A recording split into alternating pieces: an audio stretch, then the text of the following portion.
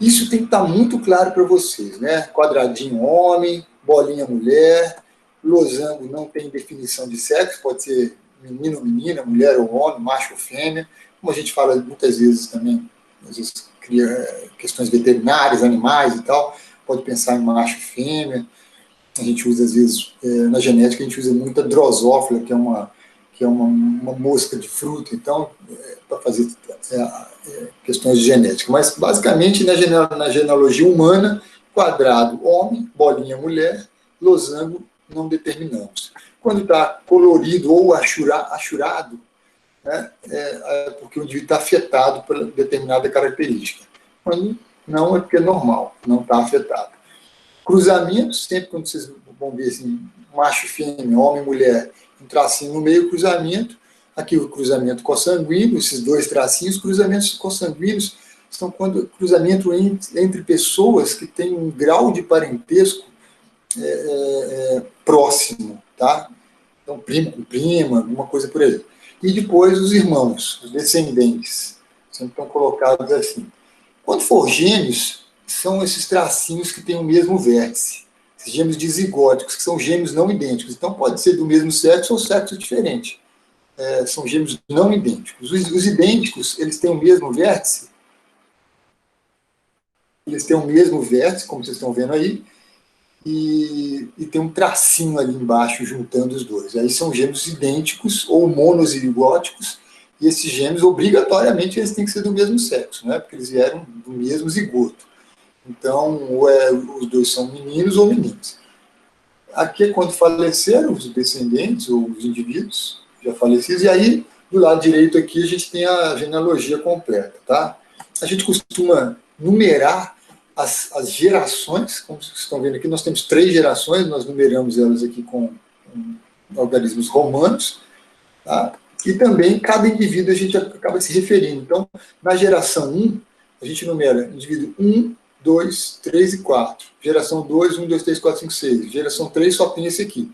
Então, se eu me referir a esse indivíduo aqui da geração 3, eu vou me referir a ele como o indivíduo 3, 1. Olha aqui, ó, esse aqui eu apontei para vocês, é o indivíduo 2, 4, que é essa menina aqui, ó, que está afetada. Tá? Genealogia, alguma dúvida? Alguém tem alguma dúvida na questão das genealogias? Está tudo claro? Bom, eu coloquei 2 genealogias aqui para você ter uma noção, gente. Primeira coisa, assim, montar uma genealogia é muito importante, saber organizar ela, né? Então, a gente tem aqui 3 gerações, a gente pode, alguns exercícios também numeram elas continuamente, então aqui fica 1, 2, 3, 4, 5, 6, 7, 8, 9, 10, ou numeram por gerações também, tá? Aqui a gente tem os indivíduos que são afetados e os que estão normais. Na legenda, deveria ter uma legenda aqui, tá? Indivíduos normais e afetados. A questão agora é descobrir, assim, os afetados são dominantes ou recessivos? Afetado por uma determinada característica. Vamos supor que a gente esteja... cada genealogia trabalha uma característica hereditária. Vou dar um exemplo. Algumas pessoas nascem com 5 dedos, com um dedinho a mais, assim, 6 dedinhos. É um negócio diferente. Esse 6º dedo a gente chama de polidactilia. Estou dando um exemplo. Então, se a gente estivesse trabalhando a polidactilia, aqui esses indivíduos que estão escuros aqui, eles seriam os polidáctilos, tá? E os que estão brancos, eles seriam os normais, tem 5 dedos. É um dedinho, às vezes, a mais. É uma característica hereditária, a polidactilia. A hemofilia, por exemplo, que é a dificuldade da pessoa coagular o sangue. Então, a mesma coisa. Os coloridos seriam os hemofílicos e os branquinhos seriam os normais. Então, cada genealogia trata de uma característica hereditária, uma característica genética. Por exemplo, daltonismo, onde a pessoa ela tem uma dificuldade de interpretar cores, né? Às vezes preto e branco. Então, se a gente estivesse trabalhando o daltonismo, essa aqui seria uma mulher daltônica, esse aqui seria um homem normal, entendeu? Aqui um homem daltônico. Então, aqui a gente poderia pensar aqui, ó, esse casal 2, 3, 2, 4. Um casal de indivíduos normais tiveram 3 filhos. Uma primeira filha, normal, um segundo filho daltônico e um terceiro filho normal, tá? Então, afetado pelaquela característica, por uma determinada característica. Então, aí eu coloquei outra genealogia, só que nessa aí a gente já tem a legenda, então é importante ter a legenda. Então, quando a gente está diante de uma genealogia, onde trabalha uma determinada característica genética, a gente, normalmente, os exercícios vêm para a gente para descobrir se essa característica aqui, ó, que está afetada, é uma característica dominante ou recessiva. Bom, aí na genética é o negócio seguinte, se a gente tem uma genealogia, se uma coisa é uma coisa, a outra coisa só pode ser outra coisa. Entenderam isso? É simples assim. Se os afetados, estão aqui escuros, tá? Pintadinhos, se os afetados são recessivos, por exemplo, quem não está, quem é normal, é dominante. Ok? Se o afetado é o dominante, se determinada característica, por exemplo, a polidactilia é dominante. Então vamos supor que a gente estivesse trabalhando aqui a polidactilia. Então esse cara aqui seria um polidáctilo. Essa menina aqui seria polidáctila. Então nós temos 3 polidáctilos nessa genealogia. Tá? Esses outros aqui são normais. A polidactilia é dominante. Então, se esse indivíduo aqui é dominante, os normais, então, teriam que ser recessivos. Tá? Então, a primeira coisa é que a gente precisa saber se o afetado é normal, se o afetado é dominante ou recessivo, e se o normal é dominante ou recessivo. Então, se o afetado é dominante, o normal é recessivo. Se o afetado é recessivo, o normal é dominante. Tá? Na espécie humana, o albinismo, todo mundo já deve ter visto um indivíduo com fenótipo albino, o albinismo, que é a despigmentação da pele, é hereditário. Então, o albino, ele não tem melanina, ele é totalmente despigmentado. Né? Essa característica é hereditária. Essa despigmentação é condicionada por um gene recessivo, que eu vou chamar esse gene de Azinho. É um A minúsculo. Ok? Muito bem.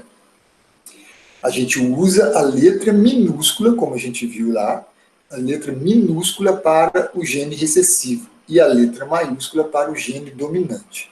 Então, o gene que condiciona essa despigmentação, nós vamos chamar de Azinho. Numa família, então, se eu coloquei que o recessivo, que o albino é determinado pelo Azinho recessivo, consequentemente, o normal, a pigmentação de pele normal, é condicionada pelo dominante, certo? Se o albino é o recessivo, o normal é o dominante. Aí a gente vai usar o azão, A maiúsculo. Uma família, considere um casal com pigmentação normal. Ele é normal e ela é normal. Aí está dizendo o seguinte, que o homem, desse casal aí, o homem é filho de pai normal e mãe albina. E a mulher é filha de mãe normal e pai albino, o contrário. Qual a probabilidade desse casal ter descendentes albinos?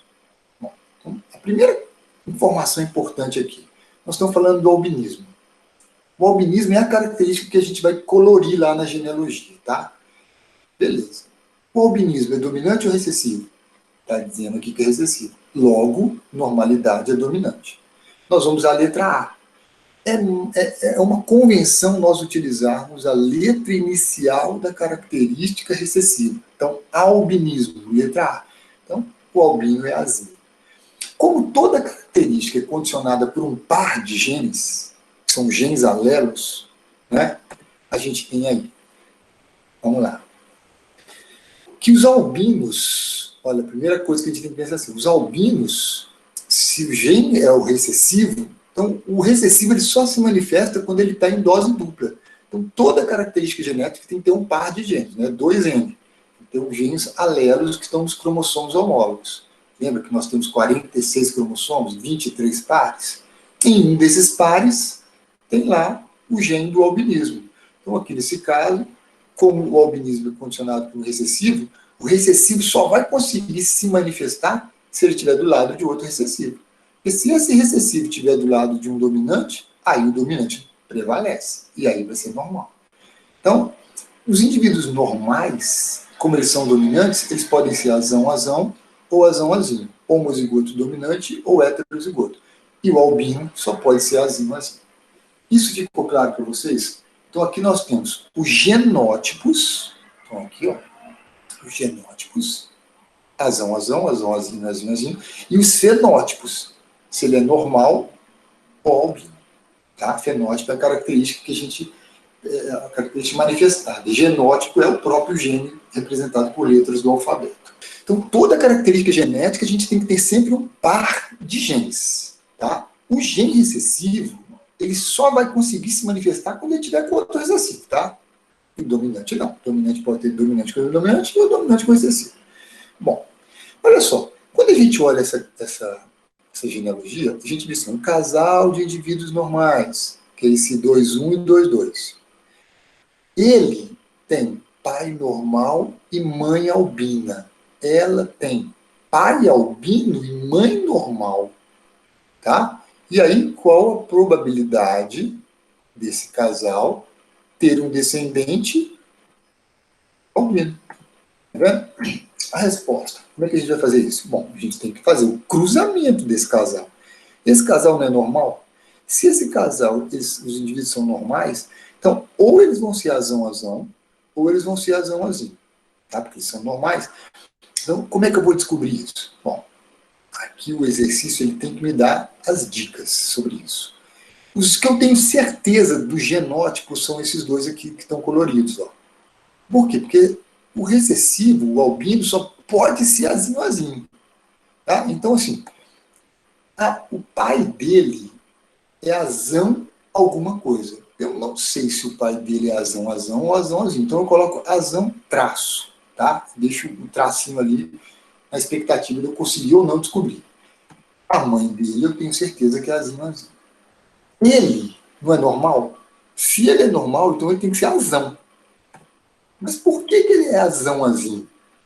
Bom, porque quando a gente fala em genética, como eu tenho um par de genes aqui, um dos pais, quer dizer, meu pai teve que mandar um gene e a mãe teve que mandar o outro. Então, quem mandou o azão para esse cara aqui? A mãe não foi. Por quê? Porque a mãe não tem azão, a mãe só tem azinho. Então, o pai é que mandou esse azão para ele. Eu tenho certeza que foi o pai que mandou esse gene dominante para ele. A mãe, como só tem azinho, e ela tem que contribuir com 50%, tem que mandar um, a mãe só poderia ter mandado o azinho. Então, ele obrigatoriamente é azão. E eu consigo, então, decifrar essa questão. No outro, eu sei que o pai dela é azinho. Por quê? Porque é albino. A mãe dela, eu não sei se ela é azão ou azão-azinho. E ela, eu sei que é azão-azinho pela mesma situação do marido dela, tá? Do cruzamento da família da esquerda. Muito bem. Então, eu consegui deduzir que ele é azão-azinho, recebeu um azinho da mãe, o azão do pai, ela é azão-azinho, recebeu o azinho da mãe, do pai dela e o azão da mãe. Como eu sei agora, eu faço o cruzamento. Cruzamento fazendo aqui embaixo. Ele é azão-azinho. Ela é azão-azinho. Aí eu faço isso. Como o gameta, né, o espermatozoide óvulo, não vai levar o azão e o azinho, então a gente sabe o seguinte, que ele pode mandar um gameta com azão? Pode. E ela pode mandar um gameta com azão. Se isso acontecer, se essa combinação acontecer, o descendente será azão-azão. Existem outras possibilidades? Existem. Ele mandar o azão e ela mandar um azinho. Aí o descendente será azão-azinho. Tem outra? Tem. Ele manda o azinho e ela manda o azão. Bom, então fica azão-azinho. O dominante sempre fica na frente, tá? E existe uma última possibilidade. Dos dois mandarem azinho. Se isso acontecer, né, o descendente será azinho-azinho. Então, nesse caso, isso que eu fiz aqui é o cruzamento. Eu peguei o genótipo dele, azão-azinho, o genótipo dela, e testei todas as combinações. Se ele manda o azão com azão, e ela o azão, enfim, até que dá isso aí. Deu 4 possibilidades. Destas 4, 3 delas, 3/4, ou 75%, os indivíduos serão normais. Podem ser normais heterozigotos, ou homozigotos dominantes. E 1/4 só de ser albino. Então, qual é a resposta para o meu exercício? Bom, eu tenho 75% de normais e 25% de albinos. Então, a resposta é 25% ou 1/4. Ok? Porque está perguntando os albinos. Regra do e e do ou. Interpretou e, multiplica, interpretou ou, soma. Imagina só. Todo mundo tem, já brincou de dado. Então, vamos pegar uma questão assim. Vamos pensar em probabilidades no joguinho de dado. Qual é a probabilidade de eu jogar um dado e cair o número 2? Uma chance em 6, certo? Bom, uma chance em 6. É mais difícil cair o 6 ou é mais difícil cair o 2? A probabilidade é a mesma. O dado tem 6 faces. Uma face tem gravado o número 6 e uma face tem gravado o número 2. Então, a chance de cair o número 2 é 1/6, a chance de cair o número 1 é 1/6, a chance de cair o número 5 é 1/6, enfim. Né? Por que eu jogo o dado e nunca cai o 6? Aí é porque sorte ou azar, né? É uma questão de sorte. Mas vamos lá. Bom, então a probabilidade de eu jogar um dado e cair o número 6, né? De cair o número 2, é 1/6. Bom, vou colocar 3 perguntas aqui.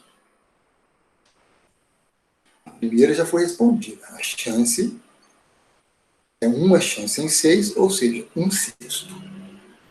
Me diga agora você, qual é a chance de um casal ter um filho do sexo masculino?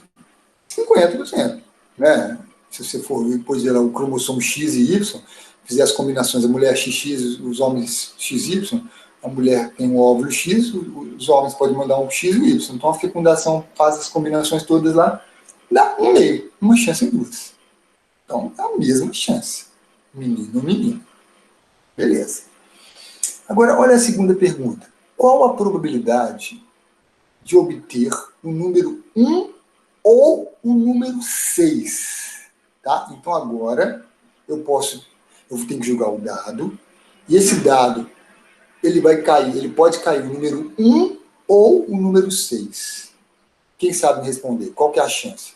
Se ele pode cair o número 1 ou o número 6, são duas faces que eu estou colocando como possibilidade. Né? Ou 6 ou 1. Duas chances em 6. Se eu aplico a regra do e e do ou, o ou a gente não soma. Então, olha só. Se eu tenho uma chance em 6, tá? Uma chance em 6 para cada um, se eu usar a regra do e e do ou, eu tenho uma chance em 6 de cair o número 6 e uma chance em 6 de cair o número 1. Como é? É o 6 ou 1, eu somo. 1/6 mais 1/6, 2/6. Eu simplifico e dá 1/3. Ok? Alguma dúvida até aqui? Então, interpretou ou soma. A maioria dos exercícios de genética, a gente vai interpretar o E, ou seja, a multiplicação. Então, olha só, a mesma coisa, vou usar os dados agora. Qual a probabilidade de obter o número 6, o número 6 seguidos em 2 lançamentos do dado? Deixa eu tentar explicar aqui. Eu tenho que ter 2 lançamentos. No primeiro lançamento tem que cair o número 6, e no segundo lançamento tem que cair o número 6 de novo.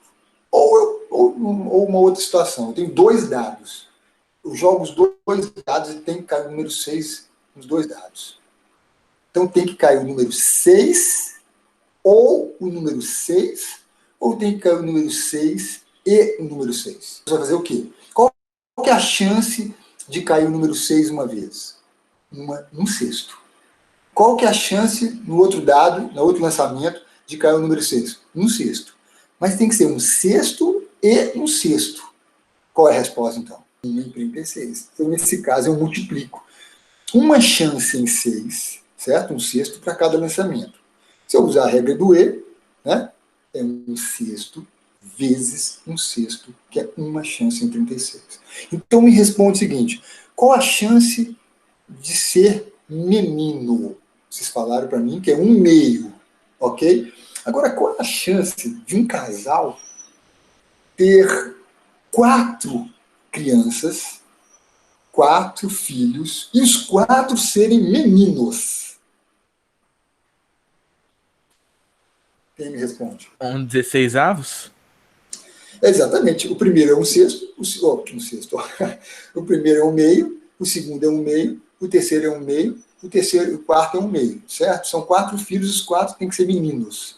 Só que é um menino e menino e menino e menino. Os 4 filhos têm que ser do sexo masculino. Então é um meio vezes um meio vezes um meio vezes um meio. 2 vezes 2, 4, vezes 2, 8, vezes 2, 16. 16 avos. Exatamente isso. Se a gente voltar para aquele exercício que a gente fez lá atrás, tá? Aquele exercício resolvido, só que agora eu inseri uma coisa diferente. Ó, na espécie humana, o albinismo, despigmentação da pele é hereditária. Essa despigmentação é condicionada por um gene recessivo azul. Numa família, considere um casal com pigmentação normal. Beleza, mesma coisa. O homem é filho de pai normal e mãe albina, e a mulher é filha de mãe normal e pai albino. Agora, olha a diferença. A diferença está: qual a probabilidade desse casal ter uma filha albina? O que mudou? No outro exercício, era qual a probabilidade desse casal ter um descendente albino? Agora, esse descendente ele tem que ser o quê? Albino e do sexo feminino. Então, eu vou ter que trabalhar a regra do E e do O aqui. Então, o que eu vou fazer? Mesma coisa. Vou lá, eu deduzo isso porque, olha só, tudo isso que está em vermelho que eu estou colocando para vocês têm que deduzir no exercício. Tá? Você vai usar lá as letras. Se você estiver fazendo uma prova, você vai fazer a letra que você quiser. Se for, tem que entregar alguém. Ninguém exige que seja A, B, C. Você faz o que você quiser. Você vai ter que só lembrar que tem que ser dominante, tem que ser maiúsculo e recessivo minúsculo, para você não errar aqui o exercício. Então você deduz os genótipos. Tá? Isso aqui, ó, se é normal albino, é fenótipo. E essas letrinhas são genótipos. Deduza todos os genótipos, faz o cruzamento. Tá? Tem outro jeito de fazer o cruzamento num quadrinho que depois eu mostro para vocês. Beleza. Então a resposta é isso aqui. Bom, a resposta é isso aqui. Para ser o quê? Albino. E para ser mulher, qual que é a chance de ser mulher? Tem que ser 1/4 de albinos e 1/2 de sexo feminino. É 1/4 vezes meio, porque tem que ser albino e do sexo feminino. 1/8. Matou a charada, galera. Não tem mistério.